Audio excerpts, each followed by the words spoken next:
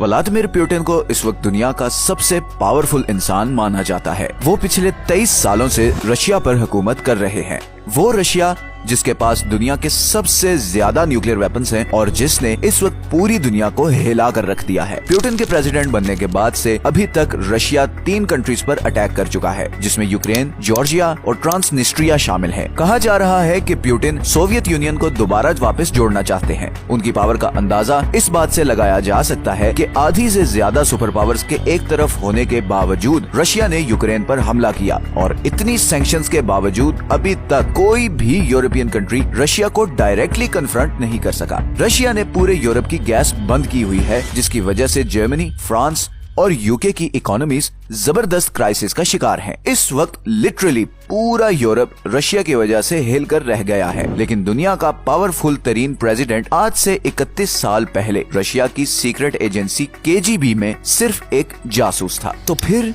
ये जासूस दुनिया का पावरफुल तरीन प्रेसिडेंट कैसे बना और वेस्टर्न मीडिया पुतिन के इतना खिलाफ क्यों है? आए जानते हैं। सच ये है कि इस वीडियो में पुतिन 1992 में रशिया के शहर सेंट पीटर्सबर्ग में एक गरीब फैमिली के यहाँ पैदा हुए। ये वर्ल्ड वॉर 2 के बाद का दौर था। सेंट पीटर्सबर्ग, जिसे उस जमाने में लेनिनग्राड भी कहा जाता था, वर्ल्ड वॉर 2 में मुकम्मल तबाह हो गया था। करीबन 30 लाख लोग मारे जा चुके थे। खुद पुतिन के फादर भी इस जंग में बहुत शदीद घायल हुए थे। पुतिन का बचपन बहुत ही मुश्किल था। गरीबी, भूख, हर वक्त जिंदा रहने की जंग, इन्हीं हालात ने पुतिन को एक बहुत सख्त जान फाइटर बना दिया। कहा जाता है कि पुतिन को शुरू से ही सीक्रेट सर्विस ज्वाइन करने का शौक था। 17 साल की उम्र में पुतिन ने रशियन सीक्रेट एजेंसी KGB में अप्लाई किया, मगर उम्र कम होने की वजह से उसे रिजेक्ट कर दिया गया। इस रिजेक्शन से पुतिन काफी डिसअपॉइंटेड हुए और उन्होंने 1975 में लेनिनग्राड की एक यूनिवर्सिटी में लॉ की डिग्री में एडमिशन ले लिया और वहाँ पुतिन की मुलाकात हुई एनाटोली सोबचैक से।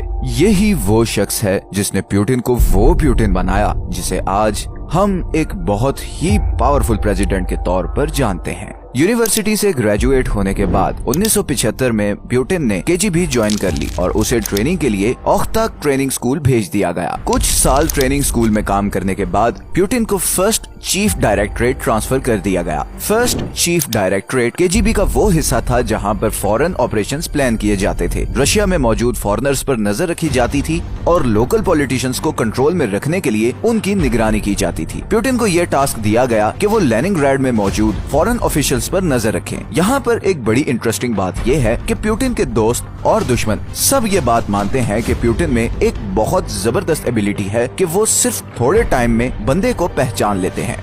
मतलब उनके अंदर किसी भी इंसान को रीड करने की बहुत जबरदस्त एबिलिटी है। वो सिर्फ कुछ देर ऑब्जर्व करके जान जाते हैं कि सामने बैठे इंसान का असल मकसद क्या है। कहा जाता है कि ये एबिलिटी उन्होंने इसी फर्स्ट डायरेक्टरेट में काम करके डेवलप की। कुछ ही सालों में पुतिन का शुमार सोवियत यूनियन के टॉप स्पाइज में होने लगा था। पुतिन को फ्रंट लाइन यानी ईस्ट जर्मनी में पोस्ट कर दिया गया, जहाँ वो पहली दफा सोवियत US इंटेलिजेंस वॉर का हिस्सा बन गए। पुतिन यहाँ पर 1985 से 1990 तक रहे, मगर इसी दौरान सोवियत यूनियन के हालात खराब होते गए और बिल आखिर 1991 में सोवियत यूनियन टूट गया। इस सब अरसे में पुतिन के दिल में वेस्टर्न वर्ल्ड के खिलाफ नफरत मजीद बढ़ चुकी थी। 1991 में ही पुतिन को वापस लेनिनग्राड ट्रांसफर कर दिया गया। लेनिनग्राड वापस आने से पुतिन को दोबारा अपने प्रोफेसर एनाटोली सोबचैक से मिलने का मौका मिल गया। अब यहाँ पर एक ऐसा रिलेशनशिप बनने जा रहा था जो पुतिन को बहुत पावरफुल बनाने वाला था। 1991 में एक मिलिट्री कू के नतीजे में उस वक्त के सोवियत यूनियन के प्रेसिडेंट मिखाइल गोर्बाचेव को हटा दिया गया। पुतिन बहुत बारीकी से हालात भांप रहे थे और वो जान गए थे कि पावर किस तरफ जाने वाली है और इसीलिए उन्होंने फौरन KGB से रिजाइन कर दिया। दूसरी ही तरफ पुतिन के प्रोफेसर सोबचैक ने भी यूनिवर्सिटी छोड़कर पॉलिटिक्स में उतरने का डिसीजन लिया। उसी साल लेनिनग्राड में मेयर के इलेक्शंस थे। सोबचैक ये इलेक्शंस बड़ी भारी मेजोरिटी से जीत गया और उसने व्लादिमीर पुतिन को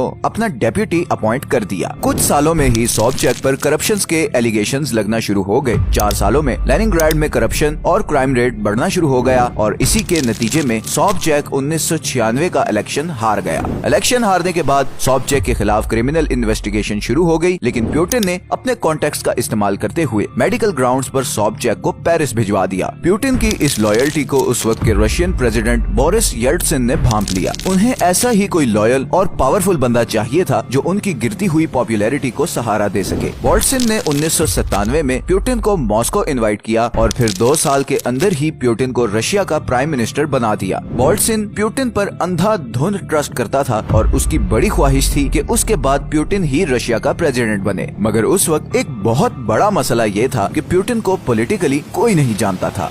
सितंबर 1999 में रशिया के शहर बायनेक्स्क, मॉस्को और वोल्गोडोन्स्क में बॉम्ब ब्लास्ट हुए जिसमें 300 से ज्यादा लोग मारे गए। इन अटैक्स की रिस्पॉन्सिबिलिटी चेचन फाइटर्स ने कबूल की। पूरा रशिया हिलकर रह गया था। किसी को समझ नहीं आ रही थी कि अगला निशाना कौन बनेगा। ऐसे में पुतिन ने चेचन फाइटर्स से बदला लेने की ठानी। पुतिन ने टीवी पे आकर पब्लिकली ऐलान करना शुरू कर दिया कि वो इन अटैक्स में इन्वॉल्व एक एक बंदे को चुन चुन कर मारेंगे। सारी आवाम पुतिन के पीछे खड़ी हो गई। पुतिन की अप्रूवल रेटिंग 2% से जंप करके 45% पर चली गई। पुतिन के बहुत से क्रिटिक्स ये कहते हैं कि ये सब एक ड्रामा था जो पुतिन ने इसलिए किया कि उन्हें पब्लिक की सपोर्ट मिल जाए ताकि फ्यूचर में उनका प्रेसिडेंट बनना आसान हो जाए। रशियन आर्मी को मोबिलाइज किया गया और भरपूर ताकत से चेचनिया पर हमला कर दिया गया। चेचनियन शहर ग्रोजनी पर इतनी बमबारी की गई कि करीबन 80,000 लोग मारे गए। पूरा शहर खंडर बन गया और सिर्फ 1 साल के अंदर अंदर चेचनिया रशिया के कंट्रोल में आ गया।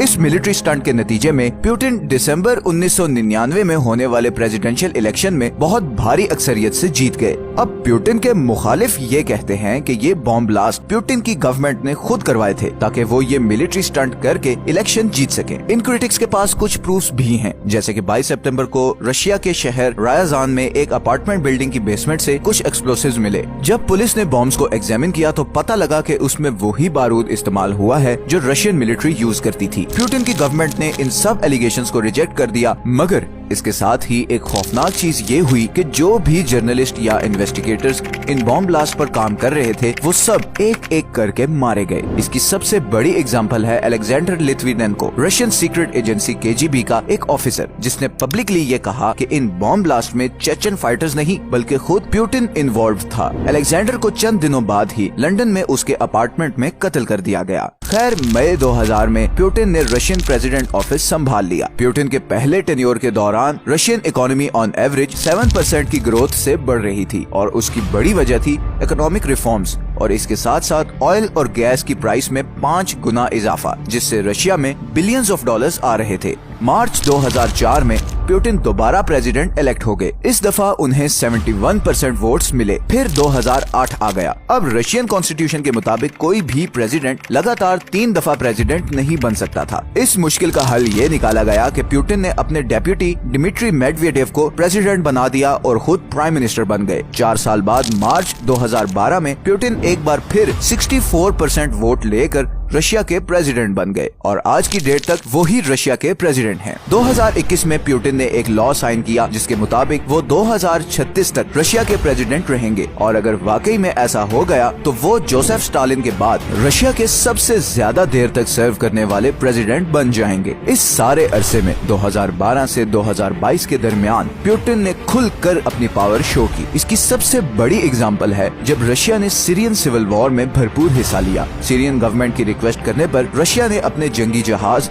और हथियारों से बशार अल असद की गवर्नमेंट की बहुत मदद की। आप पुतिन की ताकत का अंदाजा इस बात से भी लगा सकते हैं कि अमेरिका और यूरोपियन यूनियन चाहकर भी बशार अल असद का तख्ता नहीं उलट सके, क्योंकि उसके सर पर पुतिन का हाथ था और इवन आईसिस को कुचलने में भी पुतिन ने सीरियन गवर्नमेंट की बहुत मदद की। फिर 2014 में यूक्रेनियन आइलैंड क्राइमिया और सेवेस्टोपोल को वापस रशिया में शामिल कर लिया गया। इसी तरह 22 दिसंबर 2020 को पुतिन ने एक बिल पे साइन किया जिसके मुताबिक रशिया के सारे एक्स प्रेसिडेंट्स को किसी भी कोर्ट में ट्रायल नहीं किया जा सकेगा। सब एक्स प्रेसिडेंट्स को लाइफ टाइम इम्यूनिटी दे दी गई। अपने टेन्योर के दौरान प्रेसिडेंट जो मर्जी करता रहे, प्रेसिडेंसी से उतरने के बाद उसे कोई हाथ नहीं लगा सकेगा। फरवरी 2022 में पुतिन ने रशियन आर्मी को यूक्रेन पर अटैक करने का ऑर्डर दे दिया। यूक्रेन पर हमला करने की क्या रीजंस थी ये हम पिछली कई वीडियोस में बता चुके हैं, मगर इस जंग के असरात पूरी दुनिया पे पड़ रहे हैं। यूरोप में इस वक्त गैस और ऑयल न होने की वजह से जबरदस्त क्राइसिस आया हुआ है। ग्लोबल इकोनॉमीज कोलैप्स कर रही हैं,